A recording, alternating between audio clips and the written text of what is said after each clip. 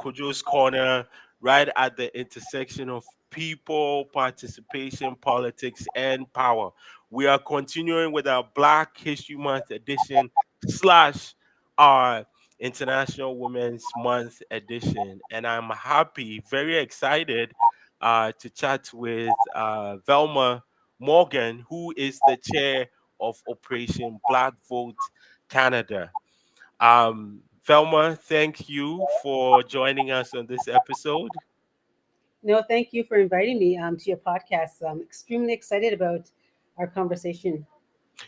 So, before we get into the questions about Operation Black Vote Canada, can you tell us a little bit about yourself, your what you've been doing, why you joined Operation Black Vote? So, I am the chair of Operation Black Vote, but I'm also a teacher. I've been involved in politics since I was 15 years old. It was a science teacher who asked for volunteers on a campaign, and I volunteered. And after my very first campaign at 15, I was just hooked. And since then, I've worked on almost every single election cycle since I was 15.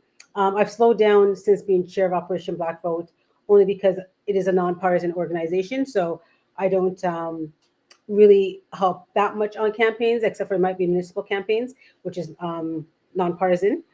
And other than that, I'm just very, very passionate about representation, um, gender, and cultural representation at every single decision making table when it comes to government and public policy. Wow, since 15. Yes. And can you share any interesting stories? Oh my goodness. There's oh my goodness. I don't know if this is interesting, but I actually missed my first graduation from university, my BA. I missed that graduation because I happened to be on the night of an election, and I was working on that election. So all day I was pulling the votes, and I didn't go to my graduation. Okay, so at least tell us that the candidates that you were polling votes for were Yes, we actually won that. okay. We actually won that election. Okay, that's good. Maybe it's experiential experience there. Yes, yes, yes. So let's get into Operation Black Vote. Can you tell us the mission, vision of the organization? Right. So Operation Black Vote is a not-for-profit, nonpartisan organization, and our aim is to increase the participation of Black Canadians civically, and to encourage more Black Canadians to run and win elections. We do believe that representation does matter. That we need to have people that look like us in every decision-making seat across government, whether it's in a political office, whether it's in the bureaucracy. But for us, representation is the floor, not the ceiling. That's where we want to start. It talks about representation, but there's so many other elements that we know that needs to happen for us to have true inclusion, true representation, and being at that seat of the table. It was started because um, something, not something, Jean Augustine was not reappointed to cabinet in, I think it was 2004.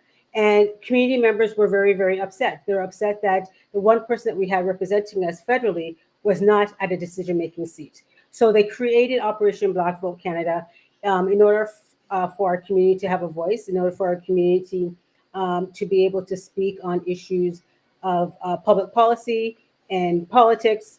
That's in a nonpartisan way. And so our community to have a voice, a critical voice. When you say non-partisan, what do you mean? Because I think sometimes when I invite guests, I want to make sure that they clearly understand what it is the guests are saying. Even though I mean the organization was registered as a nonpartisan, when I came in to be the chair, I actually said that we are multi-partisan, which means we all come from different political parties, which is what we want. We want to see Black Canadians represented in all parties that we have in Canada, and we don't have to agree, but at least we have somebody there who's representing our interests. Um, so when we say the organization is nonpartisan, means that we don't favor one political party over the other political party. We treat all political parties as the same as an organization, whereas our members, our board members, represent several different political parties. Okay, okay. And just before I forget, Jean Augustine is, I mean, if we are talking Black History Month, Jean Augustine is an icon.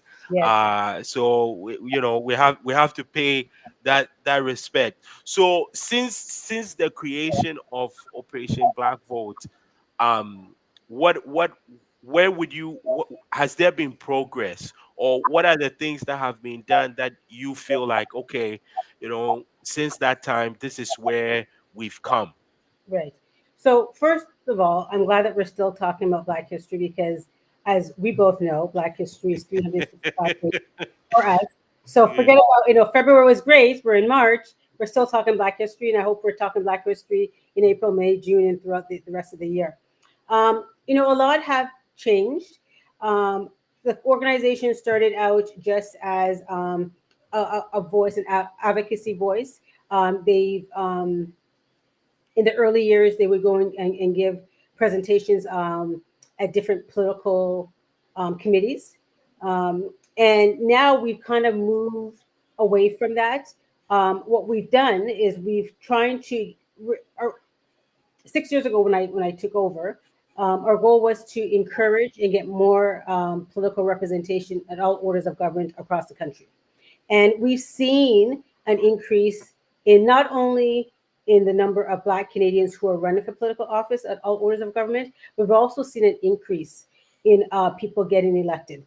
And I think partly it's because we are out there championing Black political leaders, but we're also providing resources, we're providing training. People are able to understand how to run.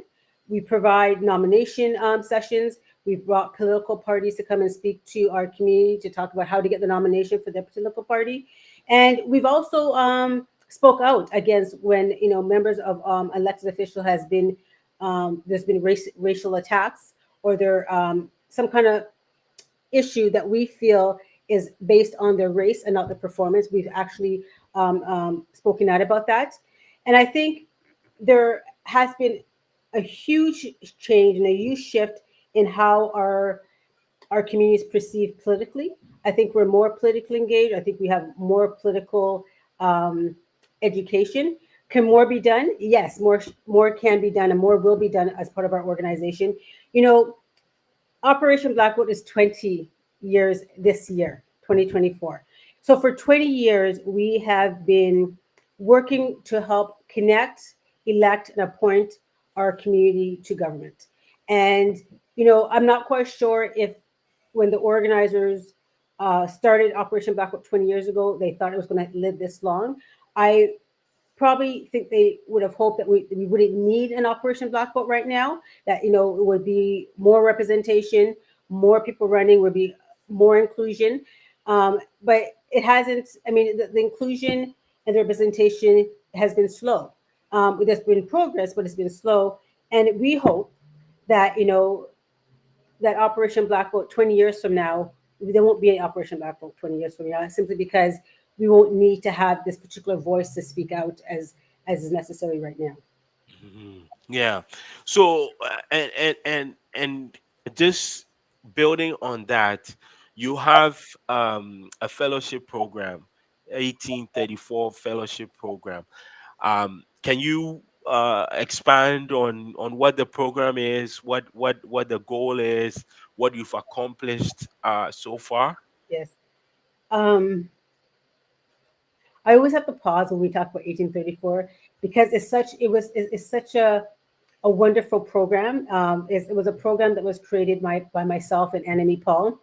And so what I have to say that 1834, there's a series of programs. There's 1834 Fellowship, 1834 Global, and 1834 Debates. They're no longer with Operation Black Vote Canada.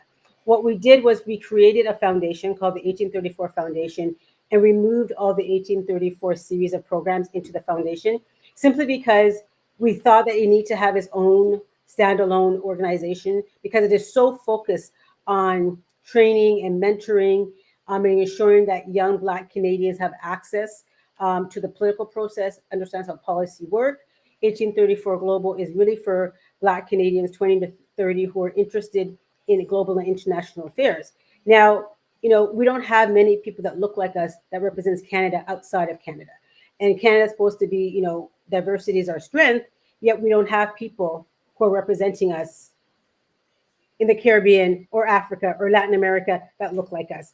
So we want to um, fill that gap by providing training and information to our young people so they can understand that that is also a career option for them. Mm-hmm. So, yeah, so 1834 series of program, as I said, is a public policy and global policy training for Black youth. 1834 fellowship is the first one. It's our first baby. It's for Black youth 18 to 25. It turns 5 years old this year. We will have 100 graduates after this year. 1834 Global, this is our second year that we're doing it. And they're a smaller group because they're 20 to 30, but they're a smaller group because we do a very intense programming. And then 1834 Debates is our final program. It is for Black youth in grade 7 to grade 12. And we teach them the art of debating. We teach them how to be confident in their communication skills. Mm-hmm. This I can't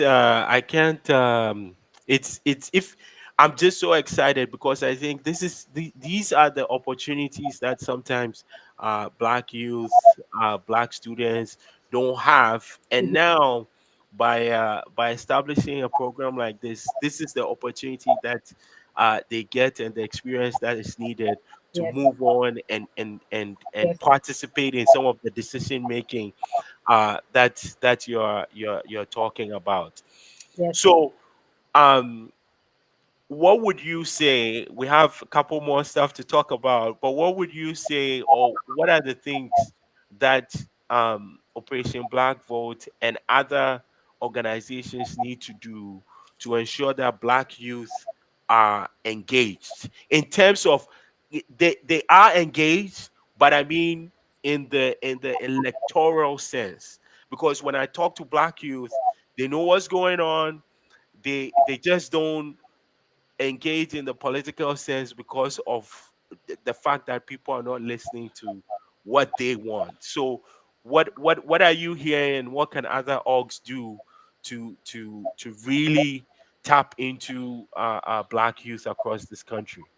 yes. So, we just finished the application process for 1834 fellowship. The deadline was January 31st. We only have 20 spots. We got 200 applicants. Wow. So, Wow. so it tells me that Black youth across the country want to be engaged. They Hmm. want to be part of something. They want to get training. They want to get more information. And I think the reason why I think they're so attracted to the 1834 fellowship is because it's by Black youth for Black youth. All our coordinators were past 1834 fellows. They understand Black youth. When they come to the environment, people come when they come to do speaking engagements at our workshops. We start with music, whether it's Afrobeats, whether it's Caribbean music, and they're like, this is the first time they've ever been to a workshop, and they're coming into to the Zoom, and there's music and they're dancing. They feel at home. They feel their authentic. They're able to bring their authentic self with no judgment. They don't have to explain themselves. And I think more organizations need to provide this type of service, and I think more Black organizations need to provide it. I think white organizations, they could try to provide this type of information, but a lot of Black youth don't feel comfortable in that environment or in that setting. That's number one. Number two, I think, across the board in Ontario, the civics course is a half elective credit, I think, in grade 10. If we want the next generation to be civically engaged, to be voters, to be educated on what's happening, then we need to educate our young people on the process. And I think that needs to start early on. I think it needs to start before grade 10. I think it also needs to be mandatory and has to be a full credit. I think We're working with Senator Mary Lou McFadden on her bill to lower the voting age from 18 to 16. And the reason why we think that's important for our community is we have one of the largest youth communities across Canada among youth. Um, our community, although we vote, people say that we don't vote. We do vote, but Yeah. we don't vote in the way other communities vote.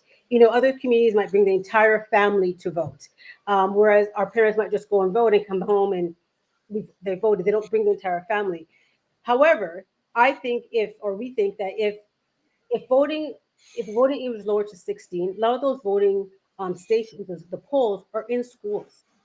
All you have to do is go downstairs into your gymnasium and vote. We'll get more young people engaged in the political process because they're voting, more young people interested in what's happening because they're voting.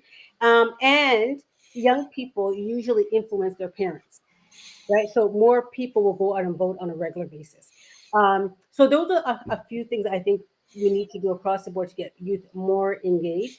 They can't be add-ons. They have to be when we're thinking about public policy, when we're thinking about engaging youth, it has to be um, based on their interests, meet them where they are, and have youth help you create the programs. Mhm, mhm. This lowering the age voting age to 16, let's stay on it for a little bit. Right. I mean, first of all, I'm all for it. Maybe too. um uh the some of the critiques have been, 18 is an adult age. If it's lowered to 16, students will know who and what and all of that. What's your response to those critiques? Yeah. So my response is that you could work at 16, you pay taxes at 16, you can drive at 16. In fact, you could be belong to a writing association. You could vote for your next MP or MPP, and you could vote for the next leader of a political party who could potentially be the next premier or the next prime minister. So why can't you vote in a general election if you could do all those at a party system, right? Um, This It this makes this sense. why this why we bring you in. It makes sense to me why we can't get 16-year-olds to vote. Yeah, this is yeah, you're absolutely right. So where is it right now? Where are things in terms of movement on this on a bill, or what's going on? So it was brought to Parliament. I think it failed. I think a second reading, Okay. but it is in the Senate right now. Mary Lou McFerrin is in the Senate. I'm not sure where it is. It might be second or third, but there will be a rally in May for the Vote 16. There is an organization. There's a website, and there's going to be a rally in May. And I think that's when that comes. It might be coming up. Well, actually, it might be coming up to a third reading in May, and there'll be a rally. But I think we need to take a hard look at um, if we want youth to be engaged. Think of all the ways that we can enable them to be engaged. And lowering the voting age is one. I mean, this is not the first time we lowered the voting age. The voting age was 21, and we lowered it to 18. So it's not something that is a precedent setting in lowering the voting age. Yeah, and also let's remember at some point even women weren't allowed to vote. So everything. Black women, right? Yeah, Yes, later on. yes, Yes. yes, yeah. So let's head into a discussion that we are both familiar with. Uh-oh. What are some of the challenges that black candidates face when they run for office? And before you you share your knowledge with us and expertise, um could you break it down by different levels of government, because they are very different? So let's start with on the federal level. Okay, so I'm going to group federal and provincial together Okay. simply because the process is very similar. You need to Yeah. get a nomination for a Yeah. political party, a writing association, you Yeah. know. So I'm going to break it up. provincial, federal, and then I'll do municipal. So provincially and federally, some of the challenges is number one, are a lot of people don't realize you need to get the nomination. In order to get the nomination, you should probably be um, belonging to a writing association. And when we do our workshop, we have to explain this. Like, there's a writing association. You run for that. You can put your nomination papers in. You have to be greenlit. You need to sign up as many members as possible, and they need to come out and vote for you, right?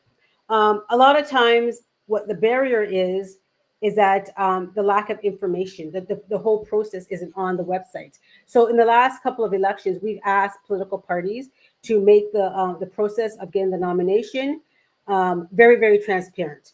The step by steps, exactly what you have to do. A lot of people know that they have to sign up, they put the nomination papers in, and that's it.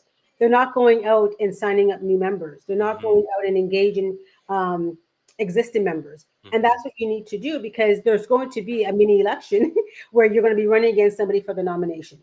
Mhm. So that's one barrier, is not having the right information or on the process and the steps that it needs to be taken. Once you get the nomination, a lot of times, and we've asked political parties to do this as well, is to run Black candidates in winnable ridings for their political party.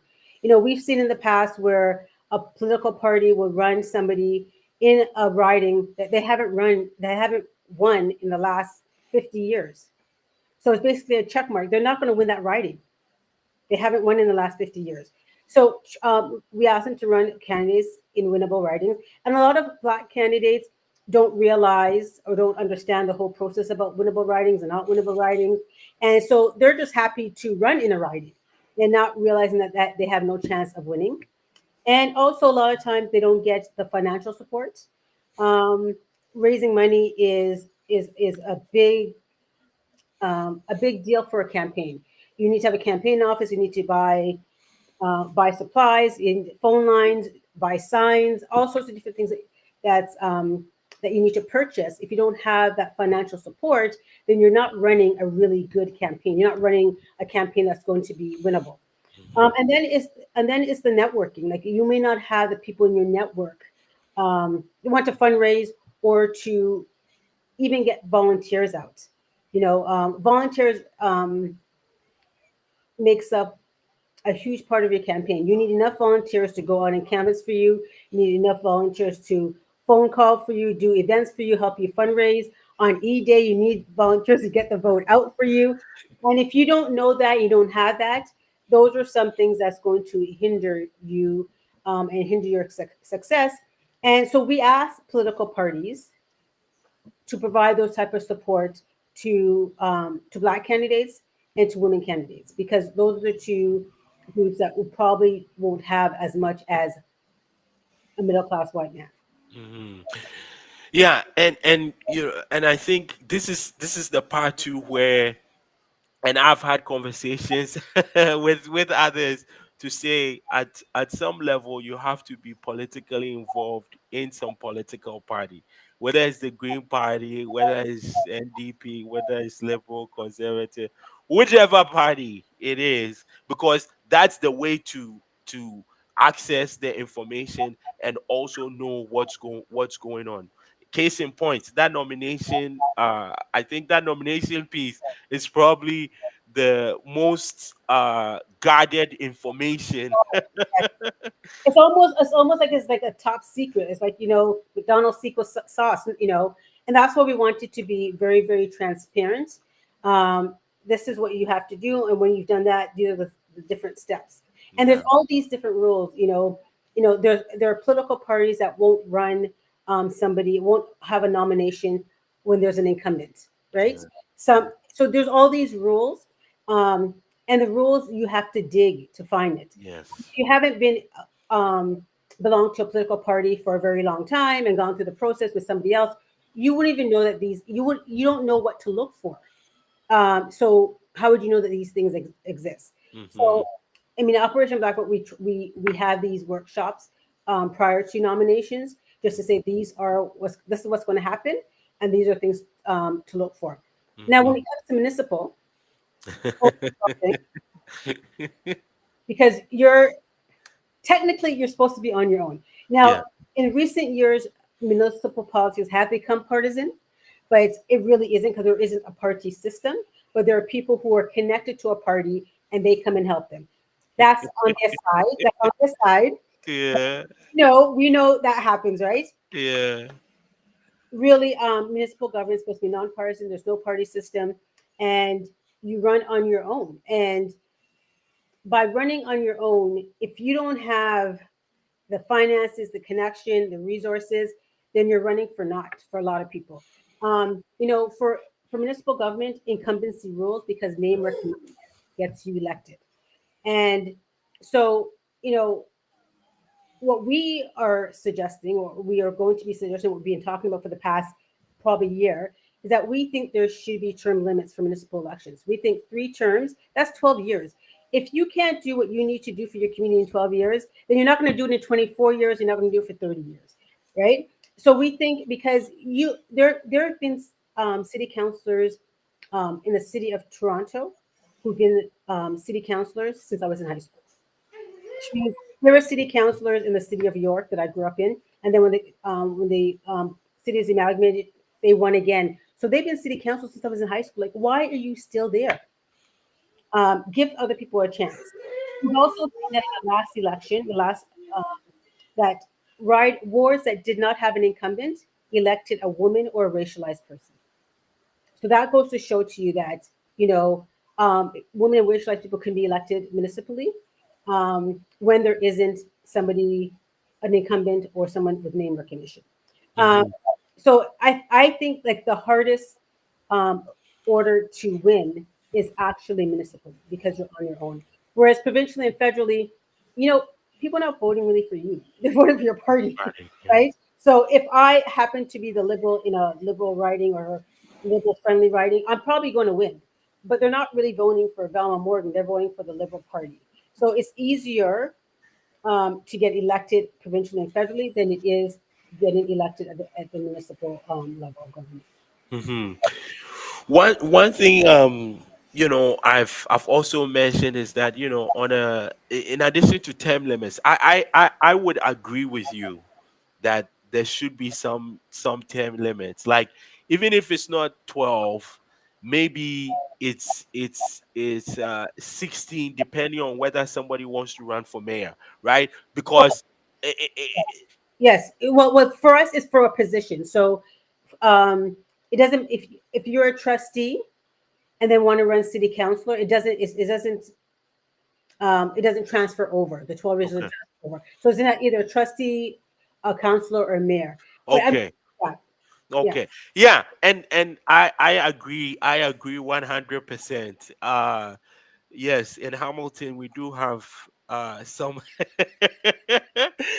uh some lifers in Hamilton. yeah, yeah. Um so term limits definitely. There was another point that has come up, and I wanted to get your take on it. Rank ballots and rank voting. Where do you see, what do you see, how do you see that uh uh changing or improving, or what's your thoughts on that? I think my thoughts on that is that we need to see more of it to see if it benefits racialized communities. Mhm. I mean, we saw it once in London, and it did London. and it did benefit. But I think we need to see it a lot more. I mean, a lot of people are saying rank ballots, um, proportional representation will help racialize and women, but I need to see it before I can say definitely for sure it's going to. There's always some kind of loophole in there when it comes to, how it's going to affect racialized racialized people and women. So I'm not quite sure if that's the solution. Hmm. Yeah. Because am I going to be someone's first choice? Am I going to be someone's second choice or third choice? Like, there needs to be some. I think we need to try it out to see how it benefits racialized people. Hmm. Yeah, and I mean that's a fair assessment. I know that um, in New York, their local governing they do rank, and the last time they did it, they had um, lots of racialized women and 2S LGBTQI plus folks elected, and I also think it changes the atmosphere of the election, because now it's not like, vote for Velma, don't vote. Now I gotta be nice to Velma and say, hey, you know what? Yes. I, pick me as your second Yeah. choice. Yeah. Yeah. Yeah. And Yeah. if Yeah. It definitely does change the environment of the election. Um, it's also my in New York, so we would have to figure out how to, like, if there's one racialized person or two racialized people, because remember, even though the ballots might be ranked, still have the resources? Do they have the financial? Do they have? They still need to have all those other things in order to enable themselves to be able to run. Can they take 3 months off or 6 weeks off work without pay? Right. So there are other things that goes into running than just let's just rank yeah, the ballot.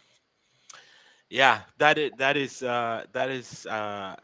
a good point. So let's delve more into black candidates. So, and I can say this from experience. Maybe you So should answer the no, um like you mentioned, when as a black candidate, or even racialized women, towards LGBTQ candidates, there's a different standard that is set for the candidate.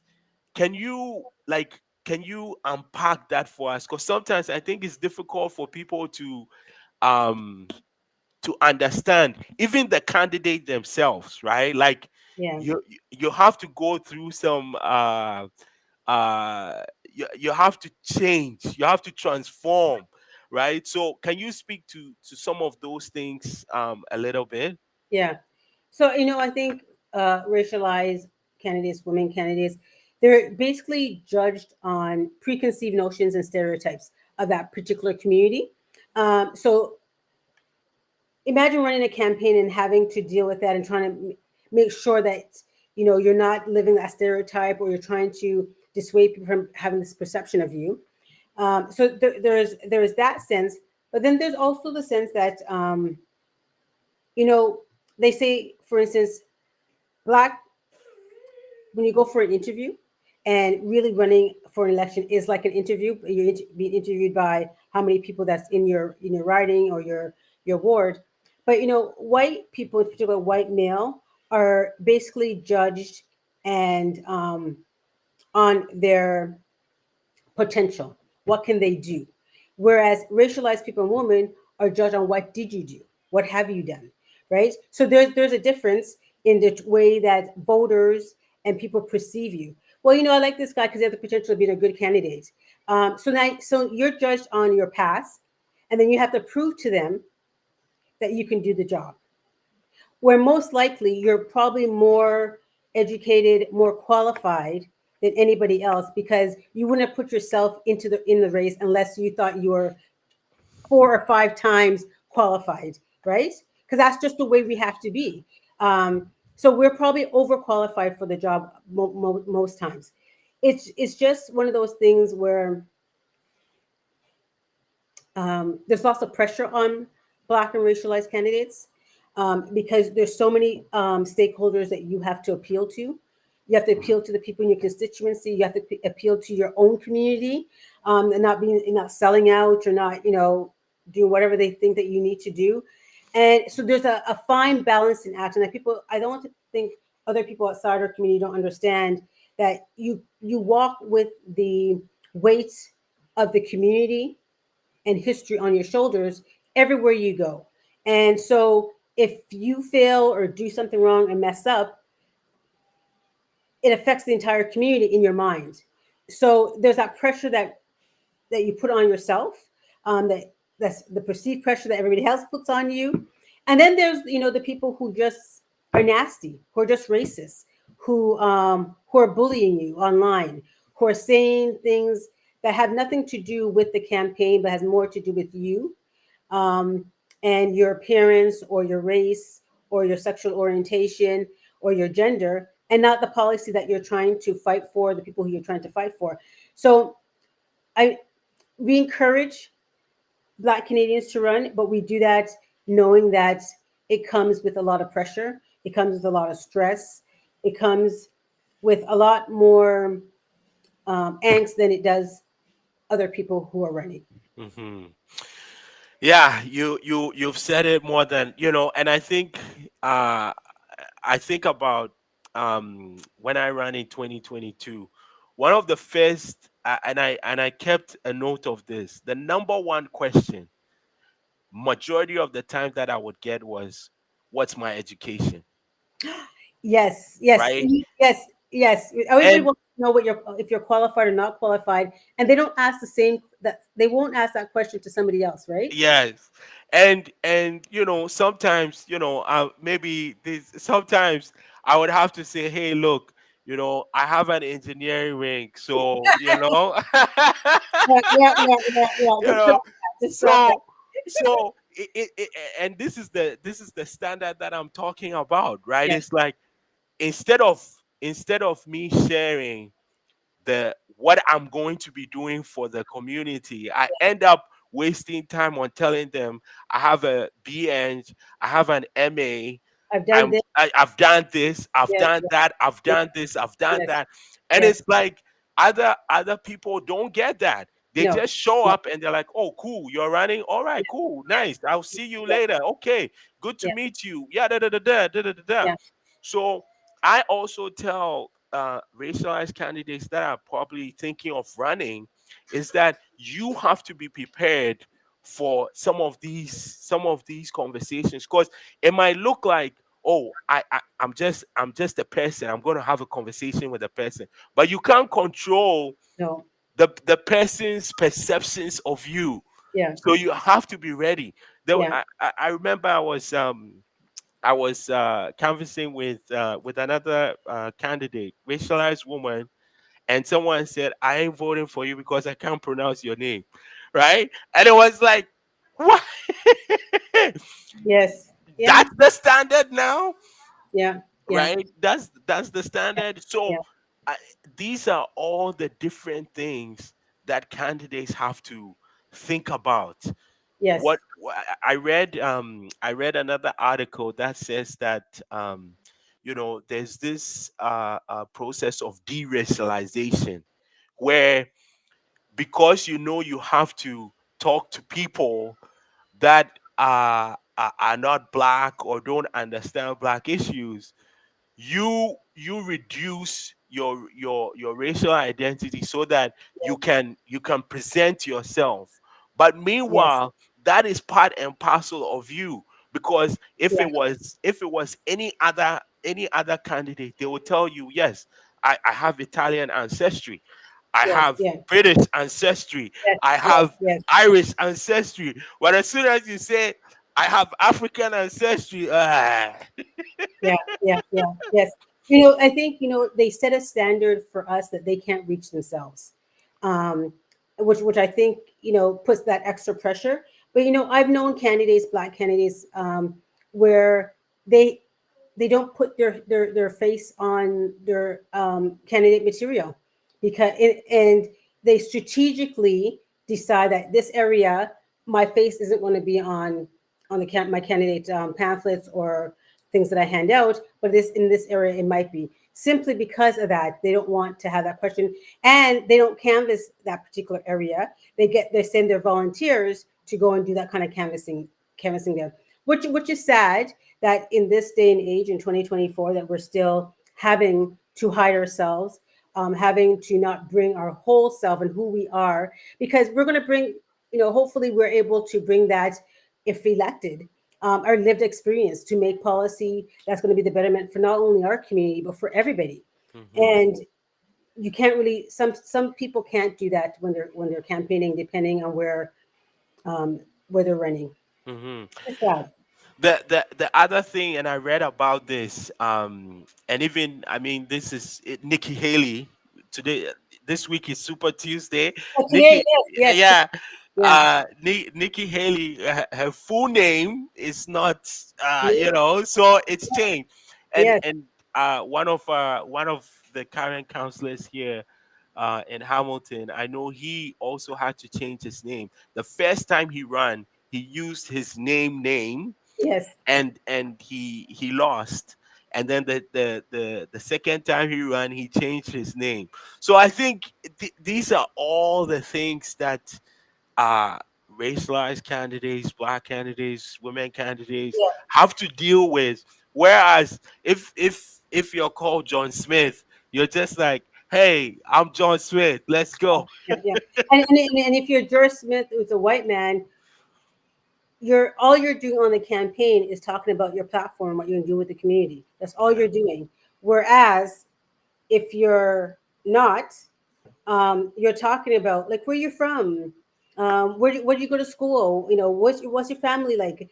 If they want to know everything about you, they want to do this kind of credit check, before they even decide to vote for you, yeah, not yeah, realizing that, not asking you about your platform. yeah, yeah.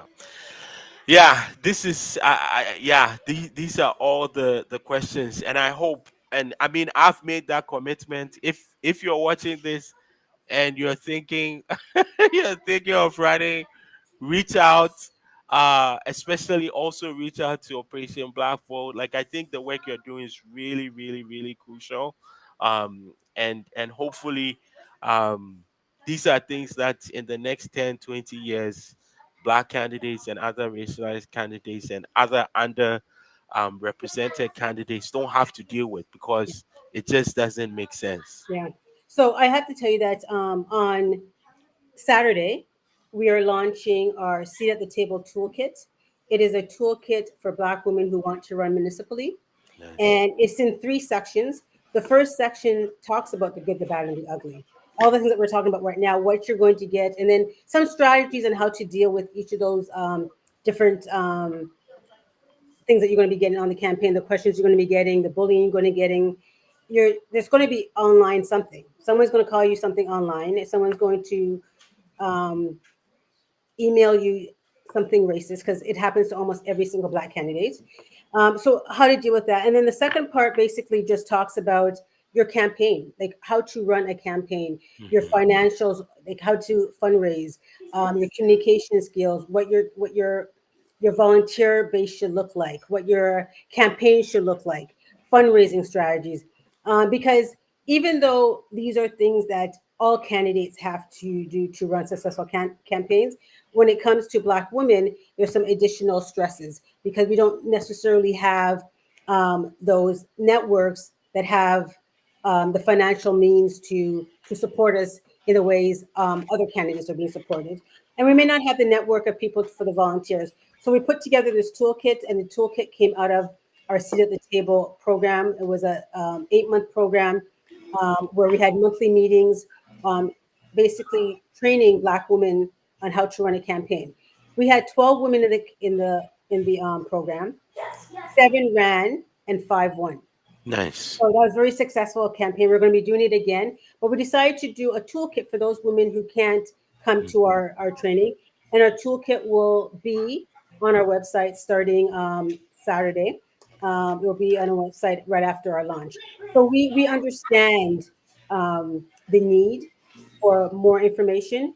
And I think what we want to do is provide this information at the thinking stage when you're thinking of running. So you Yeah. have the entire picture of what's needed to go forward. Yeah. No, this is excellent. I'm definitely going to be sharing it, and hopefully maybe later on in the year we can invite you back and talk about it.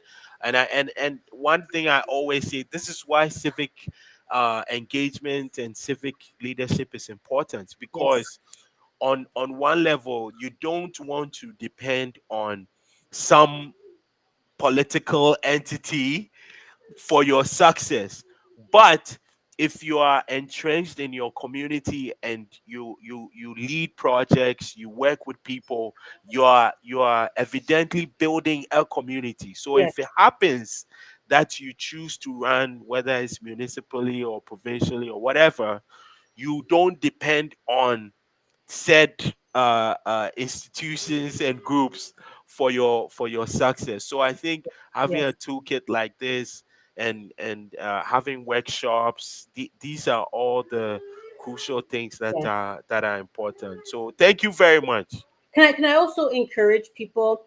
I mean, if you want to be in this political environment, I encourage you to think of what political party interests you, what political party serves your interests, serves you and your family, and join it.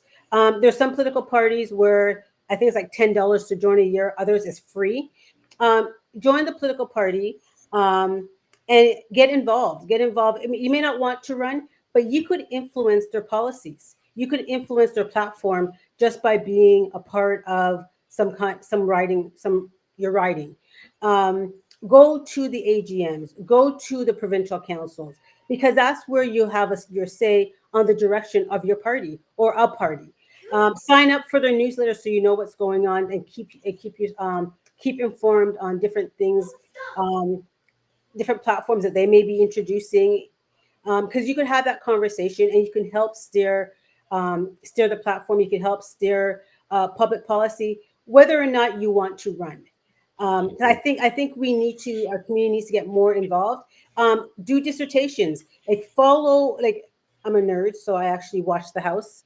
Um, but follow what's going on in the House, because if you wanted to go and give a dissertation on a particular legislation that's coming out, you can. If you wanted to speak on a particular policy that's coming out at the municipal level, all you have to do is register and go to City Hall and speak on Yep. it. So please, I mean, don't just talk about politics at the barbershop or at the hairdresser or at a girls' night out. Be actively engaged and sign up and have your voice heard. You don't have to have your voice heard as an elected official. You can have your voice heard just as a citizen and as a member of our community. And I think more of us need to show up at these particular places to show that we want our voices to be heard in this arena as well. Yeah, no, that is well said. Well said from the chair of Operation Black Vote Canada. So, thank you very much. What's the website? How can people get in touch with you if they want to volunteer, Yes, or they want to sign up, or they want to donate money, or whatever? How can they get in touch with yes. you? Thank you for saying donate. All And the reason why, I mean, if you can, please donate to Operation Black Vote Canada. It is our 20th year, and we've been providing services to the community, whether it's workshops, events, celebrations of people who've been elected, free of cost, because we don't want your financial situation to prevent you from participating or prevent you from having the information that you need to make an informed decision. So we don't charge anything for any of our events. We're able to be sustained through the generosity of people who support the work that we do. So any amount on our website, obvc.ca, Black Vote Canada on all our social media, and our 1834 initiatives is on 1834foundation.ca. And to reach Operation Black Vote or reach me is chair at obvc.ca. And sign up for a newsletter so you can get information about different training, different workshops, and different events that we're having throughout the year. This is a big year for us, so there's going to be big things happening this year as we celebrate 20 years of giving back to the community and just wanting us to be represented um, across all orders of government. Thank you very much. And again, thank you for all your work. Those that are watching and listening, this is not just in Ontario. No, Vilma's work is all across the country. yes, I have seen sometimes where you travel all over the country, not just to Ottawa, not Toronto, not Hamilton, yes, but across the country. yes, So we're talking about all the way from Vancouver to Halifax. So yes. One yes. more thing, we want to come to Hamilton. We want to come and do a dinner in politics in Hamilton. So we're going to be there soon. Okay, well, you know how to get a hold of I have to me, get a hold of you. Yes. and we'll make sure we promote it, because I know there are lots of Hamilton folks that definitely can learn from all the stuff that you have to share. So thank you very much, and that is another episode of Kojo's Corner, right at the intersection of people, participation, power, and politics. Yes, thank you very much for tuning in, and we will see you next time. Stay tuned. We have another huge guest. I won't announce it on this episode, but you just have to follow us on Instagram and on our YouTube channel. See you soon.